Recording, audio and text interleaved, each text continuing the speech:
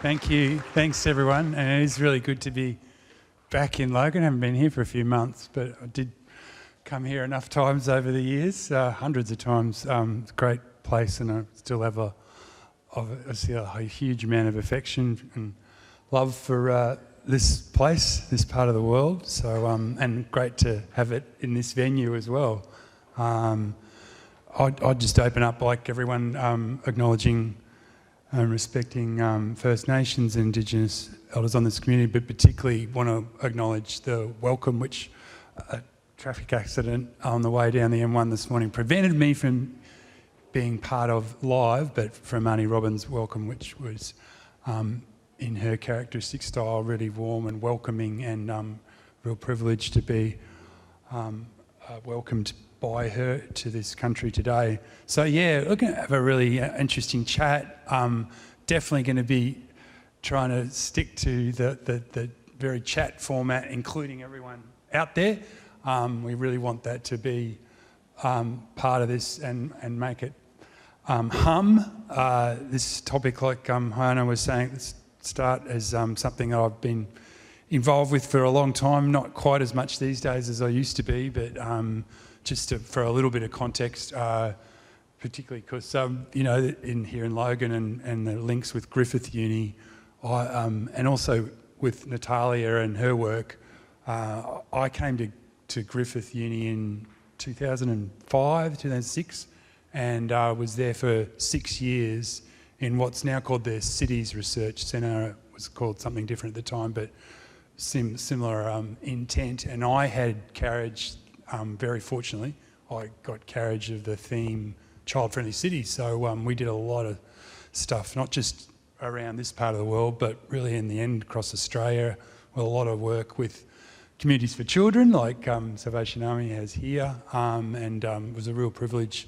Still is a real privilege to be involved in that space, but yeah, had pretty intensively for a good 6 years there, and it was a real insight into a whole lot of issues that prevail here. But one, I was just mentioning it mainly because one thing that came from all that intense kind of time doing stuff, and particularly in formats like this, just sort of public events, is you can talk about sort of people who are experts in children's development and so forth, and that's true. There's a lot of them and a lot of different specialities, and including architects like Natalia in the child-friendly city space. But to me, it's the one area in this whole children's world that everyone's got an opinion on, and many opinions on, and that's a good thing. And it usually makes discussions like this really hum, because everyone's got something to say about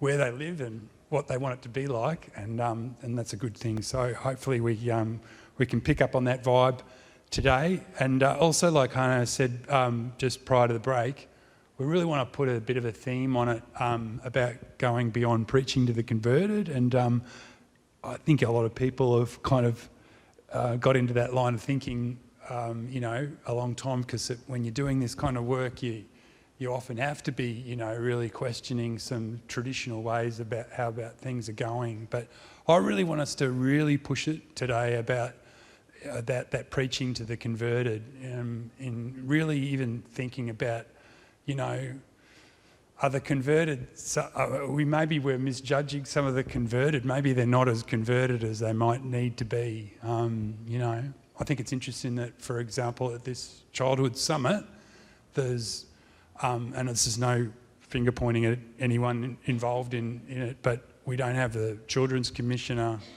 speaking. Why aren't they coming and speaking there and putting children's play and children's development right up at the top of their agenda?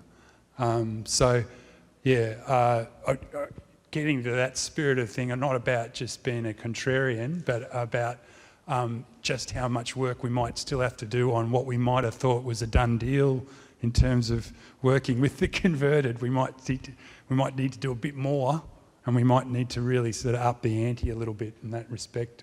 So hopefully that flavour comes through. We've got a great panel who I'm going to do the old sort of chicken's way out a little bit as a facilitator by partly asking them to introduce themselves, but I always think it's just a more natural thing anyway.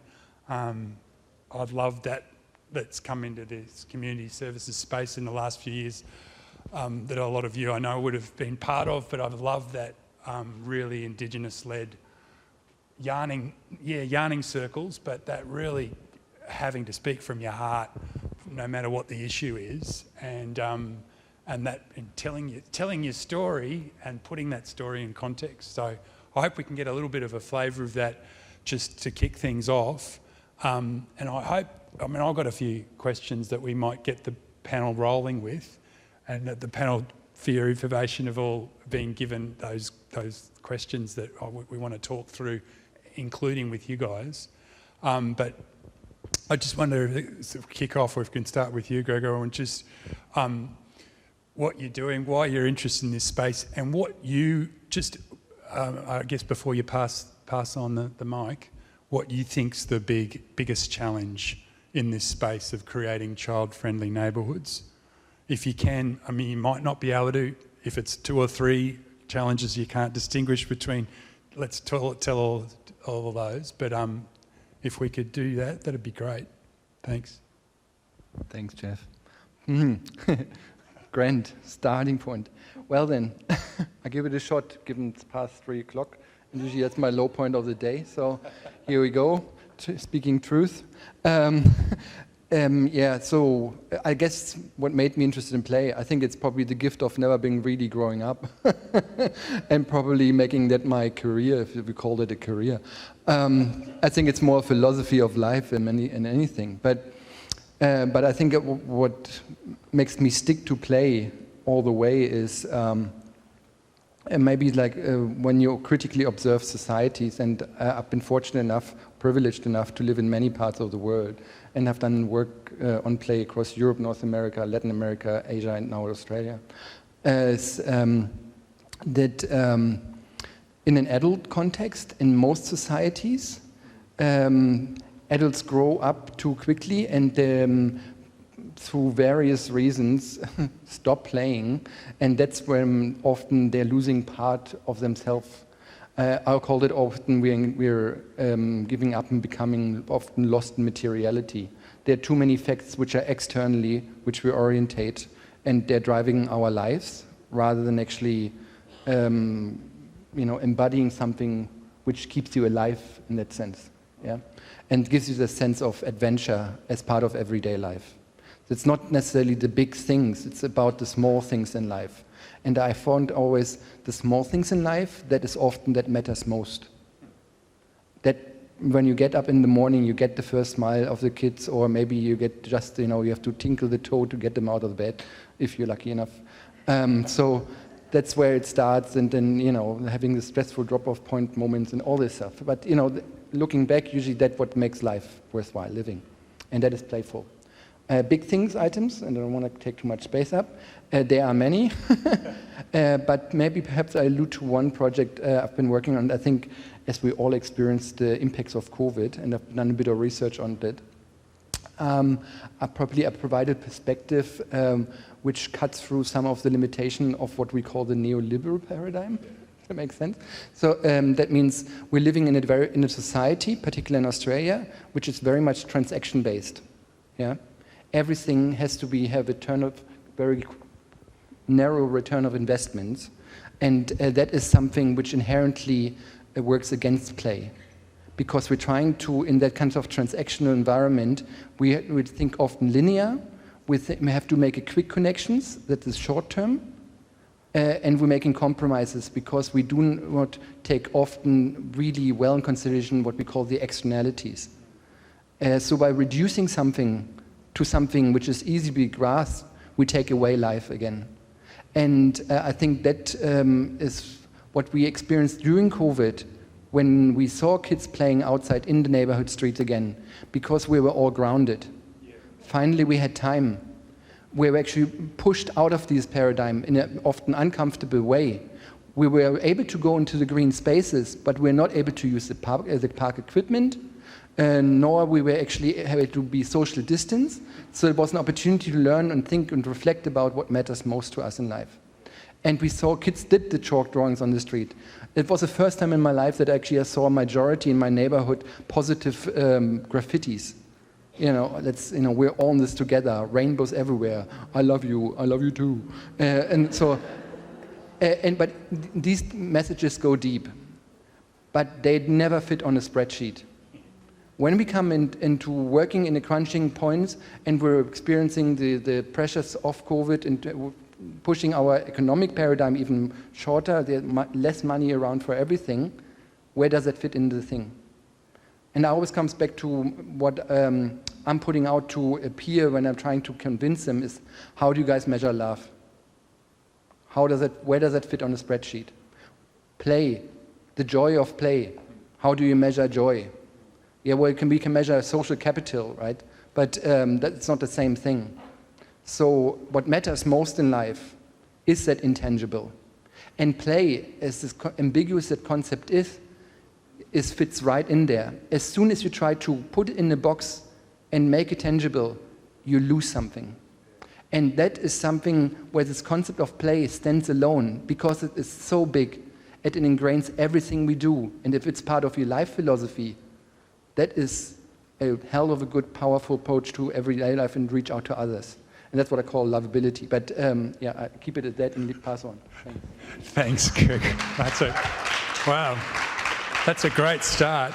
I should have said before we kick things off that one of our panellists today was to be Councillor Minnie Russell, and she's not well today, unfortunately, so she can't be here. But in her absence, Charmaine Stubbs has been very kind to step up from all her years here, not so much in the last couple of years, but with the Salvation Army's Communities for Children team, and it'd be great to hear your thoughts on this, Charmaine. So. Thank you. Thanks for having me at the very last minute too, I appreciate it. So I actually met you, Jeff, many, many years ago when you were probably in that role that you were speaking about in 2005, 2006.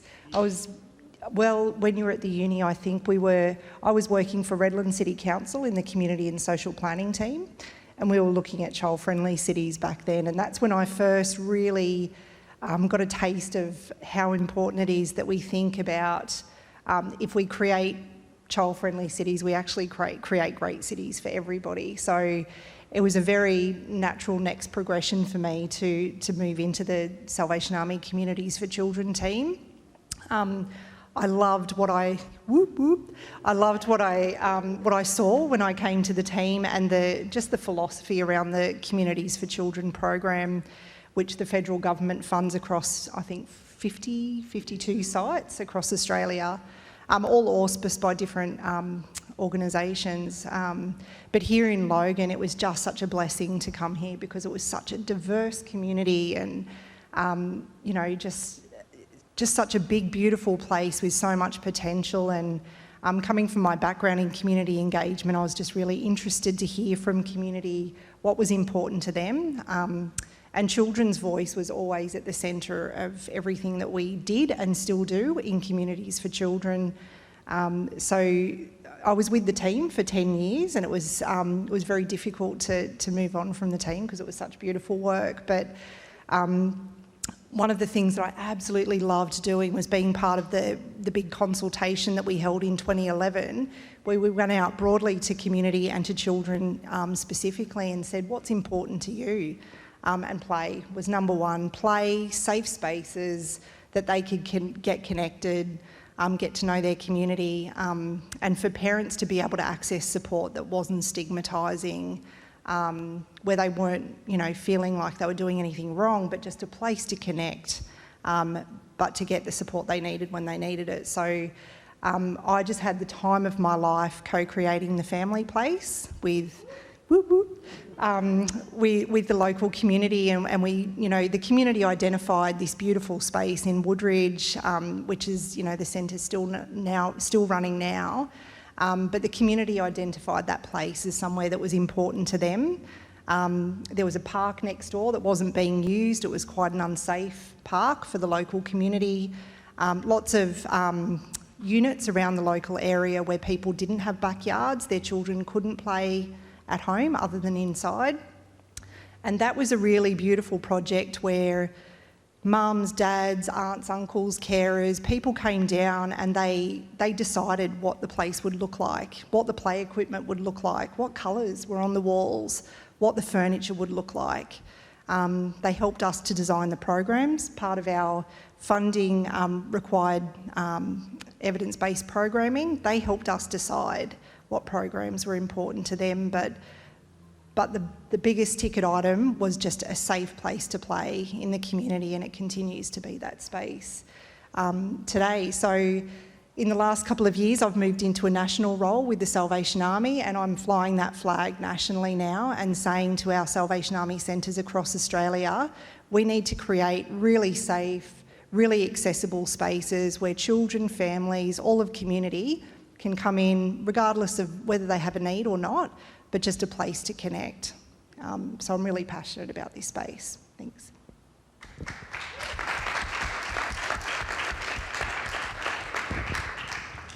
Hello everyone, I'm Siobhan Kennedy-Costantini. My background, like Gregor, is in academia, so I started my work in research looking at how parents and children, specifically newborns, learned to socially engage with each other. And obviously so much of that engagement is playful and that kind of thing. So I very much work at the beginning of play. And I guess to answer your question about some of the barriers of really embracing that is that the way I look at it is that parents are the true champions of play. They're the ones who can, at the grassroots, really provide the environment and kind of access to play. So I'm all about working with parents and helping them better appreciate how magical and beneficial play is. So like Charmaine was saying, the Family Place is amazing. And I was lucky enough to do some work with them where I ran some play workshops. We kind of build them as sensory workshops because people like to hear that they are getting kind of developmentally beneficial. They like to hear the jargon words, which I completely understand. Every parent wants the very best for their children, but when it comes down to it, the best for their children is play. Play is how children learn, it's how they connect, it's how they think. Because children, particularly young children, the ones that I work with, when they're pre-verbal, they don't have words to structure their thoughts. The way they structure their thoughts is through their physicality, and the way they do that is through play. It's how they process the world. So I'm beyond passionate about play, and that's why I spend so much of my day just really trying to explain to parents in simple language the ways that they can do really, really easy things to both interact with their children in a playful way and then help to structure their environments that continues to support that. So, for example, one of the parents in my workshops, they were talking about how they've got all these toys for their 4-month-old and she's not interested in any of them. I was like, well, I'm really happy that you're passionate about trying to get her to engage in this way. But after coming to the workshops, he noticed that she really loved this piece of metallic rainbow fabric and was like, where'd you get that? I was like, Spotlight. It's all of like 20 cents if you buy this strip. So the next week he'd gone down to Spotlight. He's like, it's her favourite toy. She hasn't let go of it all week. So it's just like helping parents understand that it doesn't need to be these expensive things. You don't need these setups in the backyard or these playrooms or these Instagram, Pinterest-worthy things. That something as simple as a piece of shiny fabric from Spotlight is more than enough, and that isn't taking away, or that it's not like you're not providing. That in itself is providing and helping to like really stimulate and encourage your child's development.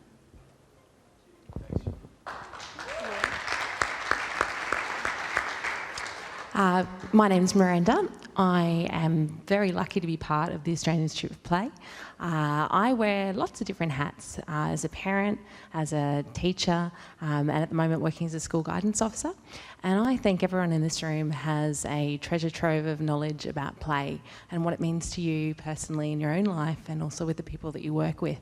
But for me, why I'm really passionate about play, every day I try to remind myself, and my son's very good at helping me do this, to put on my kid goggles, as he calls them, because he's asking why all the time. You know, why can't I put that in the garden and make it? This morning it was a pillow island. So we've got this pillow island. My husband's just come home to and sent me a text. Why are all the pillows in the garden with all the towels over them? And why there's all the pot plants are out there too? And so, that's Andy's pillow island. He really wanted to play with that with the neighbours when he got home from school. I was hoping it didn't rain because it's like all the clean stuff we have in the house. Thankfully, it's all okay. But it took me a long time to work out that it's okay to put my kid goggles back on in life. And I think to help us to get over the barriers around play, it's all about us looking through our child eyes and seeing what the world looks like and remembering what it was like when we were young, and maybe asking why not a little bit more. Why can't we do that? Well, why not? Why don't we do that? Why do we have to have the sign up saying don't play over there because there's no child supervision? Or, why can't we bring these kids together in the afternoon to have a go at this game together? I think if we could all have a go at doing that, then perhaps that might help us a little bit more to step over some of the big hurdles that may not be as big as we really think they are. Right, Dean. Thank you. Look, to keep in the theme of childhood, so it's a bit like Sesame Street. Which one of these is not like the others? I work for a developer for Lendlease. I'm a senior social sustainability manager. I've been with the business about 16 years in a number of roles, from sport and recreation through to specific community development, partnership development as well. For me, this role is one that is just an incredible responsibility. Okay, we do have a commercial outcome required for our shareholders and others, but we also, the team gets great satisfaction out of what we do. And where this fits with this summit, of course, we're the developers of brand new communities, so we have an enormous opportunity to do this well from day one. And I'm not saying we get it right for every stretch at all. We're still learning a hell of a lot along the way, and probably the thing that gives me the most pleasure is when I see the spaces that we've created fully activated with kids and other groups. So if we get that well, we've got vibrant and connected communities, and it does have pay dividends from a commercial point of view, but from a personal point of view and from the team. We've been in this space for a while. That's not the only reason why we do this. So I suppose the challenge for a developer and myself in particular is that there's lots of people saying, we need parks for people with disabilities that are inclusive. We need specific spaces for youth. Hey, what about families? What about my kids? So that's probably the challenge that we've got, and that's probably more of the model that happens in Europe, where parks and spaces are more inclusive for the entire community. Yeah. Thanks, Dean, and thanks everyone. What a great way to get off and firing. I'm going to not necessarily go one by one, but hopefully you'll all have something to respond to with the next question, and then really just want to hand it over for lots of comments and questions from you guys, from the audience, because it's like I say, it's such a participatory content, this whole issue.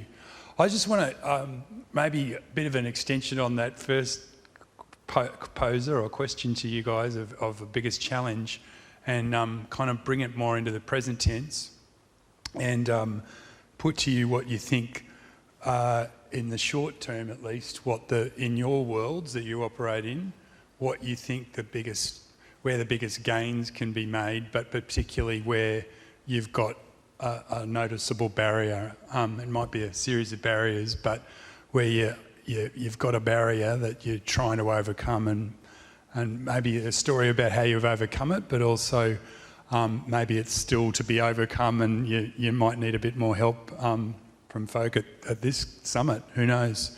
I asked that with the preface of, I was just saying to Miranda in the break, I don't know about you, I'm detecting a little bit, I haven't talked about this with many people because we've been living in a pandemic and not connecting much with people, but at the heart of a lot of this work, as Hayano has experienced himself in his role for so long, there's a fundamental concept around risk, right? And how risk is perceived and acted, but everything about it. And I wanted to bring that back into the discussion here because personally, I think that what we're seeing in this post-pandemic world that we're slowly, thankfully, merging into, but in a lot of the talking up of it about the, building back better and doing things differently, there is this backdrop that I think is being sort of cemented every day of actually, by not taking too many risks, look, it's turned out okay. We haven't had to take many risks at all. In fact, being really risk averse has been rewarded us. So I guess I'm not, without trying to be too sort of black cloud about it, I think a lot of the talking up this whole building back better, which is, great, it's got a lot of great intent around it, but I think there's a real challenge surrounding all this stuff around getting everyone more engaged, but including particularly children, that we've still got this backdrop of, hey, but risk is always out there, it's a perpetual, and if we can actually manage it like we seem to have, kinda, in COVID, well, let's just keep on doing things the way that we were, and not trying new stuff. I don't know, maybe it's just me, but I'll throw that out to you with that. Oh yeah, thanks, Sean. Whoever wants to start, but in the context of where you're operating in and risks, barriers that you're coming up against, and how you're looking to try to overcome them. Yeah, okay, well there's a few layers there. Maybe I'll start and hand over, but I think from a child's perspective in a community, in most cases, and particularly a greenfield one, it's probably never been safer from the point of view that, the playgrounds are, certified within an inch of their life.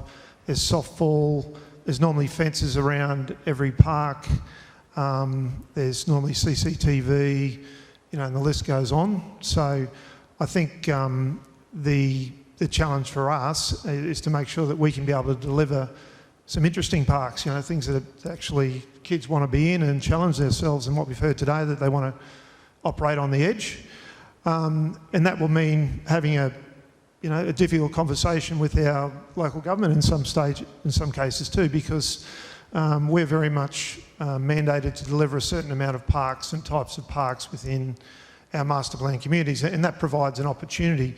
But it's formula driven, so your local park will have and I'm not just talking about Logan, I'm talking about across the board. It's formula driven. In a local neighbourhood park, you might have a bench, a water bubbler, a swing, and a half court, and that's about it. And I suppose the opportunity we've got within a master plan community is that we can tip it all out on the table and probably do better in the linear paths, which are normally in lower areas, which are often greener, lush, more natural. There's a chance of that incidental meeting along the way if we put some points of interest, and there are nice experience for young people on the way to that bigger park. So that's to start the ball rolling. Yeah.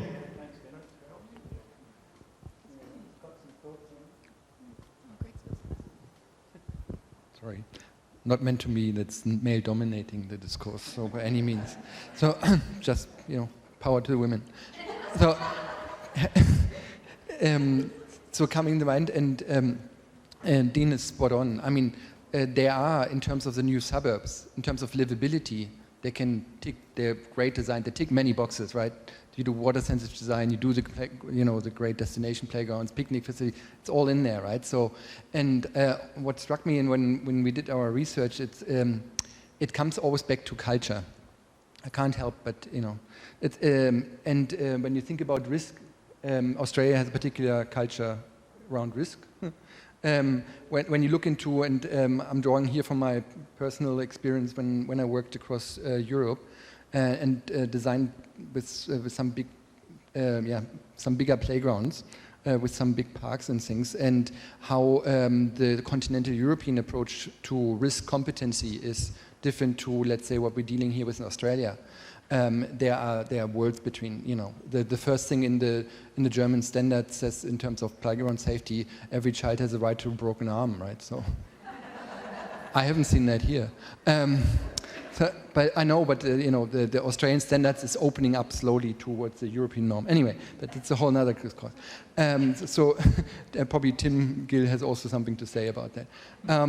So then, with that in mind, coming to culture is that, and that comes back also into this post-COVID paradigm, this narrative of build back better, it's an opportunity for us at the moment to critically interrogate and ask some perhaps more difficult question around that. Build back better, is it an acceleration of what we had before? Just on steroids? Because now we're funding big infrastructure projects and we can fast track certain developments for the sake of it? Or are we talking and renegotiating and perhaps using a more progressive approach, which actually also includes, in terms of the Australian context, a more decolonized lens, which starts with a very foundational route to actually engage in a different way of discourse with those which actually, we always heard today already, are the traditional owners of this country. And starting to build a deep listening exercise out of that knowledge, and then progressively work with the children and everybody out in a dynamic approach towards a shared outcome, which is a very different approach to co-design. And then, of course, and that's where my discipline, the built environment, is. So I'm not a social, I'm social in that spectrum, but I'm a built environment spatial perspective researcher. So I'm looking on the edge of that. So when are we becoming our thoughts and around risk? It's always around risk perception. We know it's very different than the reality. You kindly said already, the playgrounds have been never safer than ever. The numbers of incidences are the lowest. But the thing is, it also comes also with another issue with low incident numbers, because some of the competency the kids would have with risk, actually they don't develop that well. But that's another argument. Coming back to that. Is when we're actually engaging with that, what we're creating here and shifting the culture, the build back better culture, is we can actually change that narrative and think about how we actually modify what I call materiality to accommodate that in a very different way. We know that can start very small, and we heard that already today from Natalia. Let's say do the mobile playgrounds which cruise around neighborhoods, play workers, so very programmed, and some of the developers, not all, but some of them do that already, which is great, but it is not enough yet. We know to change culture it needs at least 10% of people which are active. That means that this comes agency back to all of us, because we are in making of wherever community where you live, you have a sense of impact there. So we know ideas have to come from the grassroots. We heard from Michelle today already on Kenny Street what of a great impact it had. But it needs a lot of courage, gut, to lead that. If you want to fix a broken neighborhood, that starts by the social fabric. And then materiality follows through. We have the tools. Designers can do that. That is not a problem. We've seen it so many countries around the planet which have different play cultures. I come from Germany. We have dedicated play streets. We always had. They're very expensive to put in, but since the pop-up urbanism put in, we can do now tactical urbanism and do a great range of improvisation. So this is not the issue. It comes back to will. And that's where everybody of us in here sits and kicks in. Thank you. Miranda, with your background and now where you're at as a guidance officer, what are you seeing within the traditional education system as some key barriers to children's play? I guess I'm ever hopeful, because I think the pandemic has brought a lot of silver linings with it and shown us as a community that we can be open to different ideas, and we can be nimble, and we can think differently about how we do things. So I feel very hopeful about the opportunity to talk more openly about risk and risk benefit for all of us in different ways. I think the pandemic has taught me that we need to have ears open, because children tell us what they need, and they tell us in a lot of different ways all the time. We just need to hear that, because most of the time they can be small things, big things, daily, every little moments along the way. But if we can hear what they're telling us, then we can put simple things in place to make that happen. And that's, I think, the golden key, in my view, is we listen with open ears, and then try and do something to help that young person get what they need to make their life a little bit easier. Yep. I guess when Dean and Gregor were speaking, I was kind of piqued my interest and my thinking when you were talking about how playgrounds are so safe. And they are, and so many, I speak to parents and that makes them really happy. And then my social scientist researcher mind and my child development mind goes, oh, but they need to fall over. They have the right to a broken arm. Like, these are the kinds of experiences, whilst painful, that teach us so much and give us so many important skills. So in my work, I do a lot of science communication and helping parents understand the evidence behind these kinds of things. And Gregor was talking about risk competencies. So children who are able to play in risky scenarios, so not unsafe, this is the key difference. It's not unsafe, it's just risky. They are, like, all of the research shows that they're better equipped to handle dangerous situations.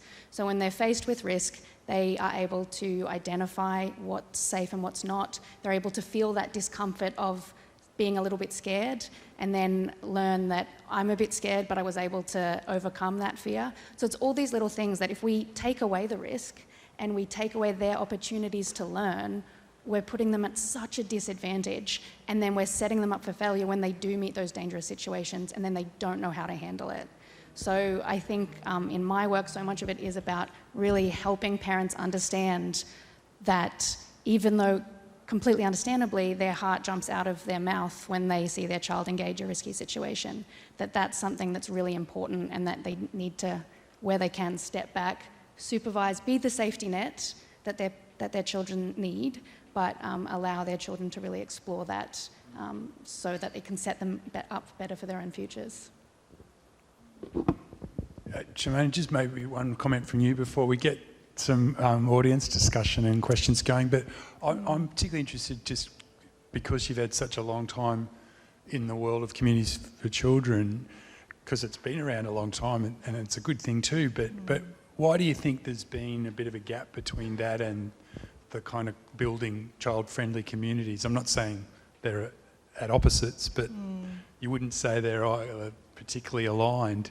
It always struck me as a bit ironic because all 52 communities for children have been chosen because of they're disadvantaged in some way or another. So it is about the actual places, and yet, you know, there actually isn't a lot of record around Australia of communities for children areas working specifically on their built and natural environments for kids. Yeah, it's a good question, Jeff. And I think, you know, the whole concept behind the Communities for Children program was to be leading from behind, so not to be really visible in community, but inspiring and working alongside community. And from my perspective, having travelled around the country, I can see some great differences in the communities that do have C4C sites, and they're all so very different because they're place-based. So every community has different needs, so the responses are very different in each community. I'll just use a current example. The Salvos are working with a great site up in Gladstone. We're working with the local council and a group of partners in that city, and we've built a huge, big communities and families precinct.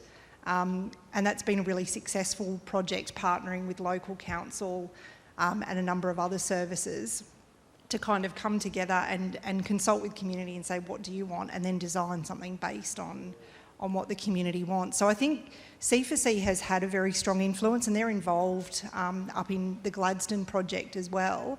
But I think a lot of the work, the C4C work, is hidden, and that's why we don't hear a lot about it. And also with the reporting of C4Cs, it's not something actually that the C4Cs can report back to DSS. And we've often advocated back to the funders about that we don't get to tell the full story of the asset-based community development work that the C4Cs do, which is a real missing piece. But I think just for the fact that the C4Cs have survived so many different changes in government, that's a really good indicator that they're doing some incredible work around the country. But this question around building back better, I think from a Salvo's perspective, I think because we have been involved in delivering things like Communities for Children, domestic and family violence services, children and parenting programs nationally, I think we've got a real opportunity to really educate other parts of the organisation about the importance of play and the importance of time and space and collaboration. You know, the great work that we've done with the CREATE program through Griffith University. Now, taking that knowledge and sharing it with the broader organisation is going to be a really important thing for us to do, so that our frontline workers on the ground can feel really confident that they can go out, you know, and inspire and work alongside their community, or that we have play affordances for children and families. It's not rocket science. We just need to give agency back to the people and stop, you know, turning everything into a big deal. We just need to let kids be kids, and we need to support families in the best way that we can, so that they can have the ability and the power and the passion to play again. Good stuff. Thank you. Thanks, everyone. I don't want to steer the discussion any one way in particular, so I won't do that. As much as probably against my better instincts to do so, because there's so many interesting parts of this discussion. But I really do. I want to hold faith to what I said earlier, as in throw it to you guys to comment, question, throw something in that really fires you up about this topic. And happy for anyone to keep going. Is there a microphone out there? Oh, here.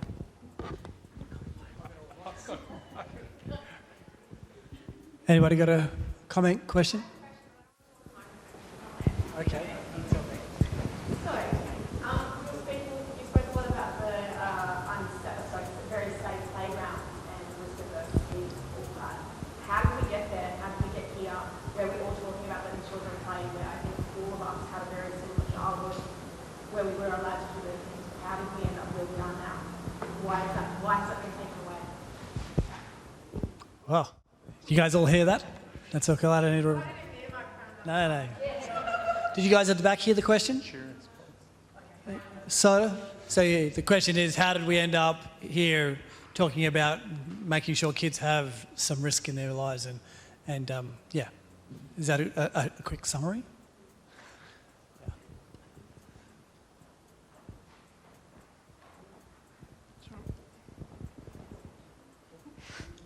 I'll start, but look, I think social media, you know, the sensationalising of those events that do happen, more than, you know, no one's going to be posting on, well, you know, our family had a great time in the park today. You know, it's, and I think the other thing, we've taken over that American mentality of being really litigious, and I think from our company's point of view, we're quite risk adverse as well. So we've got to, you know, there's that fine line between, you know, going the extra mile, having the conversation and getting the approvals, as opposed to sitting back and they've told us to do this, we've got to get a whole lot of land to market. So there's an element of that, and I'll openly admit that occasionally, that's what happens. There's other times where we're prepared to roll the sleeves up and get stuck in to do, you know, some things that are quite differently, do things quite differently. I'm not sure whether I've answered your question there, but yeah, it's sad that we've got to here. And I suppose when you see the loose parts play, and I hear, you know, people talking about the sustainable way that can be delivered in a park. How do we create those things? And okay, it might happen, could happen once or twice or whatever, but how does that become a regular thing in a park? And the other probably thing as well is that the other opportunity is in the streetscape. And, you know, we sometimes, I suppose, cop criticism because some of our streets are narrower, but there's a purpose for that they're actually narrower because it slows people down, and, you know, hopefully it creates more social interaction. So for us to have those conversations with councils as well about using those spaces, you know, they don't want to go there most of the time, okay? And it's a space for us that we've got to get better at because, as what we've heard today from the neighbourhood playgroup people, there's an enormous opportunity to connect kids in those spaces. Sorry. I think Greg said something earlier that he said, look, our parks were activated. We had more time to work out what was really important when we were in that initial stages of lockdown. And, there were people everywhere at 4 o'clock in the afternoon in my park, and people were doing different things and being innovative in how we did that. And then slowly, as time has crept on to now, I sort of watched that change as we go back into the way we were living life before. And I wonder how we can hold on to some of those things that helped us look at the world in a different way, so that we can maybe try and find a balance between all of that in a world that is driven more with technology as well, and changing ways of working. We know that we can have everything, we just can't have it all at once. So how do we work out what goes, what stays, and how we strike a balance? And short answer, I have no idea. Longer answer, some things that kind of sprung to mind are like the litigious nature of our society. I think as well, has kind of been highlighted to me post-COVID, but even before COVID, a lot of children's time was outsourced in terms of extracurricular activities. So instead of the way that we used to do is you just go home after school, play in the street for 3 or 4 hours until mum yells that dinner's ready. Instead, they've got swimming classes or dance classes, which means that transactional nature of things is happening, like Natalia was talking about. But then there's the business element, and then the insurance element, and the litigious element, which the company is then responsible for the children's safety. So they have to protect their own kind of setup. But then that takes the parents' responsibility out legally, and then that just creates kind of a snowball effect. I guess, like a personal example, I wanted to run these workshops where it was all kind of around the creek, and we were going to do messy play, and there's a creek and there's this awesome dirt mound and all this kind of thing. And I approached a few groups to do it, and my insurance wouldn't cover it because there was a body of water and the children might die. And again, like, sure, that's theoretically possible, but anyway, it's just... Exactly. So unless kind of I have a setup like you, which I don't, unfortunately, where I can kind of control the space. But yeah, I don't know. There is a whole field too, isn't there?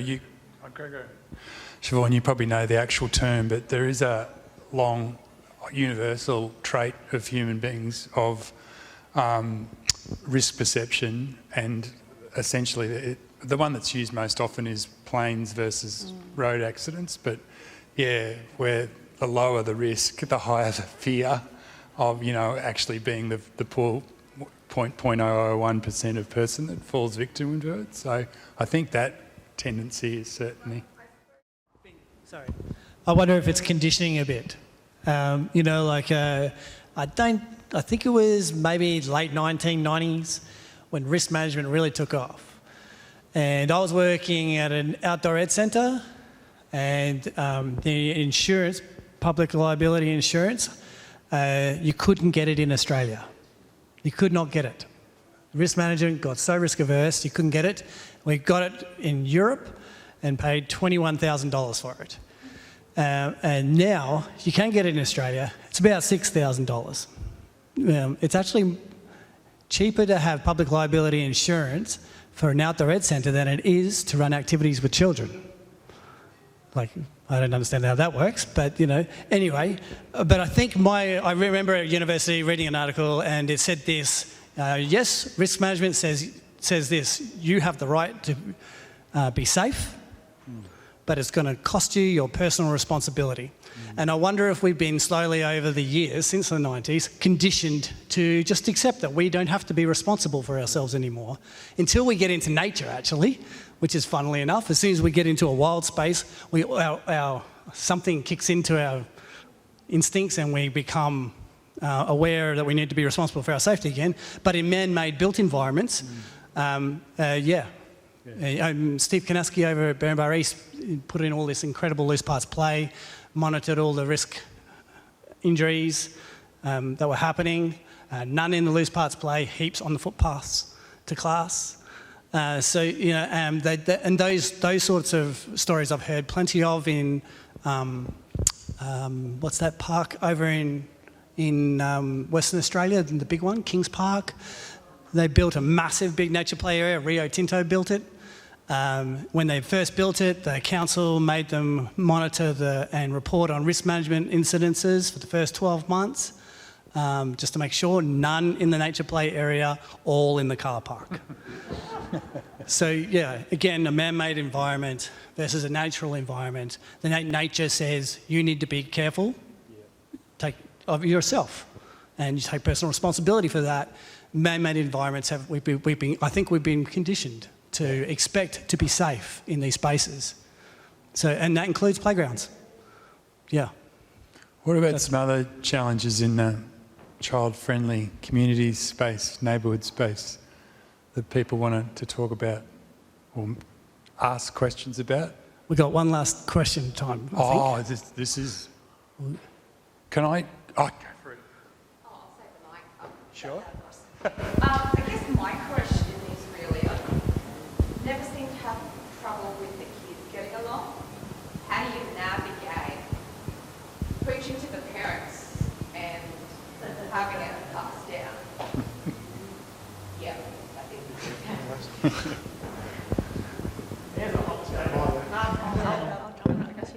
Yeah, so yeah, parents are my jam.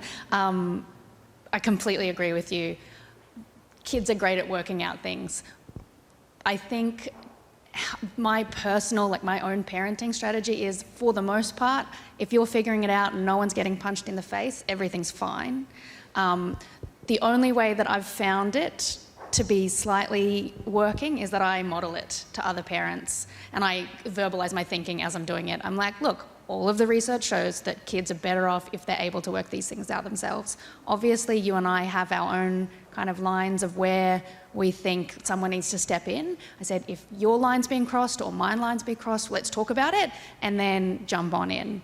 On a more global level, I don't know. But in terms of, I guess small grassroots is the only way you can really start to build this up, is I just try to be the change I want to see in the world. Yeah. That is the struggle. Yeah. Yeah. It's your opinion, your ideas, Yeah. and then you just get shut off, and it's like, well, I'm having a one-way conversation. Yeah. How do we turn this into ideas being shared rather than... Yeah. Yeah, it's a good point. It's a parental peer pressure. Yeah. I think sometimes we have to agree to disagree respectfully, and hope that in being the way we want others to be around us, that something might come from that interaction which might lead to some thinking later on, which, might change the way that person is seeing their place in the world. But, there's also... there's lots of truth to safety in numbers, but for all of us in lots of different ways. And I think from little things, big things grow. So if we start small with people around us, and then other people see that, and the ripple effects grow, and we don't know where those ripples end up. So hopefully we have to just think that no big movement happens from above. It always happens down here with the people who are doing things as it happens where they live. And it's just going to take more time than perhaps we want it to, but I hope that we will get there. Just want to add to that too. And building on what both of you have said, I think it comes down to kindness as well. This is not a new problem. I parented 20 years ago. I've got adult children with grandbabies, and I'm a parent of a 3-year-old now. And I'm experiencing the same things now as I did back then. And I think it's just acknowledging that as parents, we all have different experiences. Some parents have had really difficult childhoods themselves with a lot of trauma.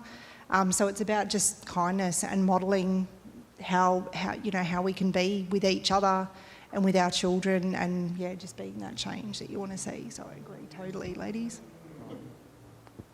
I add to that point. Change often doesn't come overnight, and particularly when you change culture of a society, right? From built environment perspective, when you look into, for example, some of the traffic policies in Europe, and you see the amount of volume of cars there were in the streets in the 80s, and how much pollution it was, how much speed there was, and all this. And now you go to the same places in these compact European cities, but there are hardly any cars left. Most of it is now post-COVID. It's like, heavenly. You can cycle everywhere. It's safe. Kids play wherever. They sit on the street and play. No one bothers. But this thing, keep in mind, this was a 30-year process in Europe. And I've been lucky enough, I'm working with the Heart Foundation in Australia when we started the health and planning process here. It's been now a couple of years back, but when we started it, that wasn't in the public discourse, health and planning. And in 7-8 years, that has turned around. But it was a massive amount of energy gone into that. It was a concerted effort from transdisciplinary, from researchers, NGOs, governments, pulling all the resources together to see that common shared value, to push it. So we were able to push something there, but we're still not there yet. And of course, we're still, and that's an ongoing dynamic process. Keep in mind, Europe had a 30-year head start on that, and Australia is catching up. Yeah. Thanks, Joe. I think our time's up. I know I'm reading the signals, reading the room. So this is always a topic where you could say so much and we could go on, I know, for a long time with a lot of input from everyone, but I'm not going to be able to do that today. Like any of these things, it's almost as interesting about what's not spoken about as what is. It's interesting just the way it happened, but it's interesting we didn't talk for 1 second about screen time, which is a massive challenge in the play space. And I'm not saying now it's not so much a big challenge because we didn't talk about it, but I think it more reflects that there are still so many prevailing challenges, and hopefully we've made a bit of progress on some of them today at least, and I know you will over the next couple of days, so great to be part of it. I've just come off last week in Deception Bay doing a workshop I've done many times, and it always works. It's nothing because of what I do, but I just use this hypothetical scenario of a place, could be Logan, could be suburb size, winning a very prestigious international award for the most child-friendly community, and you just get people really into the whole spirit of it by using as many verbs as you want for the selection panel. When your town's been shortlisted for this award, a selection panel comes and spends a week there. What do they see, hear, touch, feel? And that it's amazing just the diversity of stuff that comes out. I know that it'll happen in this summit as well. It is happening in this summit, where you just get so many viewpoints when you give people a chance to, have a say in how their places that they're growing up in and living in and working in. So I think that's really at the heart of this summit, so it's great to be a part of it. And I think we're going to hear some closing comments, yeah? Thank you. Are you ready? Oh, some medals. Wow. The Olympics. Thank you.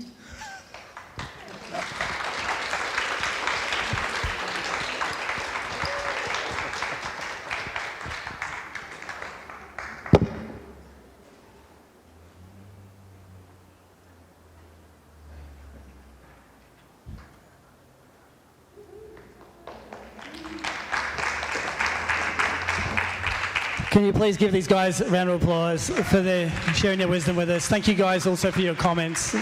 Thanks, Jeff, for convening that.